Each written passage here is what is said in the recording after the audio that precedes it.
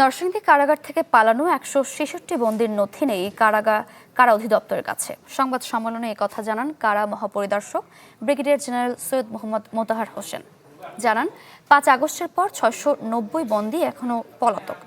এ সময় তিনি আরও জানান দেশের ৭৫টি কারাগারে বর্তমানে ৯৮,০০০ বন্দী আছে। বিশেষ পর্যবেক্ষণে রাখা হয়েছে শীর্ষ সন্ত্রাসীদের। বলেন, মুন্সিগঞ্জের কারাগার ক্যাশলেস করা হয়েছে।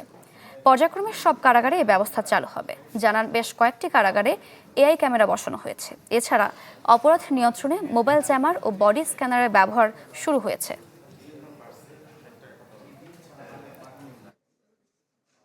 বিভিন্ন জঙ্গি সংগঠনের যেগুলো আমাদের লিস্টেড, মানে যেগুলো বিভিন্ন জঙ্গি সংশ্লিষ্টর কারণে কারাগারে আটক ছিলেন, 9 জন বন্দী পালিয়ে গিয়েছিলেন। তার মধ্যে 6 জন ইতিমধ্যে গ্রেপ্তার হয়েছেন এবং বাকি 3 জন পলাতক রয়েছেন। আর বাকিরা হচ্ছে বিভিন্ন মামলায় অথবা দণ্ডপ্রাপ্ত অথবা কেউ কেউ আছেন যারা আন্ডার ট্রায়াল প্রিজনার ছিলেন। সো এই ক্ষেত্রে এবং এটার সাথে আসলে গ্রেপ্তারের সাথে আসলে আপনারা জানেন যে আমরা হচ্ছে কারাগারের ভিতরে অপারেট করি, এটা ল এনফোর্সিং এজেন্সি। তারা আমি বিশ্বাস করি যে প্রতিনিয়ত কাজ করছে এবং তারা গ্রেপ্তারের চেষ্টা অব্যাহত রেখেছে।